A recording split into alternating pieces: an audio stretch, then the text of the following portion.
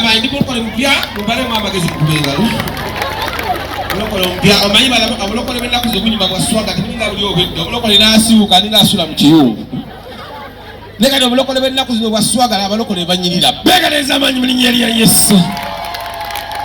nalokokako nembivaamu kati nabizeemu genaloka naye teyanziza amaanyi omanyi bw'ojja ne munno ku kyaki muzzeemu amaanyi mugambe kunaawe obulokole bwabugumikiza si byakupapa bw'oba oyagala musajja afumbire ojja mufunaano mu linnya erya Yesu olidde naye buli wojja lola abalenzi banyira banenja agenda nono n'opaala nono kireza mukama oba omuvuddemu okola bibyo so n'olw'ensonga eyo nze nalokokako ne bigaana twagendanga ne muganda wange wali ku kyaki mukwano gwange wali ekatwe kyaki eri awo katwe sigijjukira ekyagireeta okugineerabiza pasita oyo yankuba engwala newunya wayali alina ebigambo byayogera santana papa nakuba engwala pa kati ate oli yantwalayo mu kyaki teyampa maanyi twavanga kuba nali nsulawo nga kulimbo bamanye ensambi awo kulimbo nga wembeera 2002 nga mpangisa akatiko kange naye nga nina akaduuka kamukama kenkolamu ne bakabba ekiro bosi wana ngenda kusima mukasinze nabbye nalekamu ensawo ya sukali mu dduuka babbi gye baalekawo gye singa sirina mulimo nenga mukama yalina okunnunula kati mukana kuwanuka neiba nanga tugende mu kyaki ekatwe tugenda mu kyaki nansiba mu kyaki sikola enjala bwe tukomawo naago yakawunga ke n'akalira wali bwangumya mulokole ojjaba bulungi naali akawunga n'akamalo mulokole kwata mpolo jakkola kati awo nensooka nvaayo nengendako mu busiraamu nene nafaawo nga mpulira essanyu likyuse n'ebirooto ne bikyuka ewaka ndoota ndi mu ggulu ndi ne mukama tunywa cyayi owulira lunaku olwo yali aloota nga ngudde mu ttooyi nenvaayo nenkyusa ebirooto kati okuvako nentandika okubanga ntandika okufuna amaanyi nenga omusajja naye kawa amaanyi genda okola takubangwala tasaawo mbeera waswaga supasita waswaga as'okujjanga bwe nyambadde n'abulira enjiri owulidde nengamba mpira mungalo mu Yesu mu linnya ly'amaanyi wa pasita Bugembe ye mulokole yekka era kati mu factory asukali nansonyiwa naye okuvalira kansokolo kagenda kka kati nadde kilo 10 kati nanya agenda akendeera so n'olw'ensonga eyo era kati okuva n'olwaleero eno ekyaki yange mu butongole tembeerawo nga mujja kunnira mujja kugiranga mu maserebu niwobeera serebo otya maaso ga Katonda ojja kubeera ng'ofaananga bwewavaayo olaba badi bulaka yenyiga ennyindo neyekyusa naye maaso wali Yerusalemu ne maaso ga Mukama jangu wano gwani muze badi bulaka nga gira akafaananyi kali akedda alinga esepiti efumba ekirogero ani oyo yenze Mukama kati wabaki munaye Mukama nalindi eyo ne baŋŋamba fulufigana nane Yerusalemu olidde genda bakwocoddemu ku kkala osirire paka bwe wali yaloka mtelamu enkwa ne malaika Gabriel ajaba mujivu ali waita sekajukira ali mujimu kati akola munyama atulinda uli saka ne wabera serebu maso ga Mukama tujabera ala ne wabera mukagotya maso ga Mukama tujabera ali kadona dolo ato uli ate kijaba kola obyo okutuka mu ggulu walo n'enguzi yo no waye wakola ebibingi so si kirungi kwene nyango maze kulwala uli ano china nakatambula muntu wale wa bashi cha wewe jangu ng'okyasobola mu linnya lya Yesu kubanga kati eno kyaki esiza okulaamu abavubuka abatwalo kyaki gye nabeeranga musambo yawo ku bbiri awo ninga kyaki yabazeeyizeeyi bamaze kukoowa mwanya wange tugende batuvulunge mu ttaka tewali kyakkola anze njogera byange nze gye ndisimanyiyo musimanyi muyinza okuyiya ebyammwe neze gye ndisimanyiyo tuli luddawa wangi abakyala abalokole abakyala mwekamba kwira mugalo gw'amaanyi abakyala abalokole toyina kulokoka nga omaze fuuka namwandu lokoka nga okyali muto ofune omusajja nga naye mulokole wana abalokole bano banjawulo era baneetambula babeera mu luno n'abalokole beeri atambula yena bankubuga balinga abatomera ente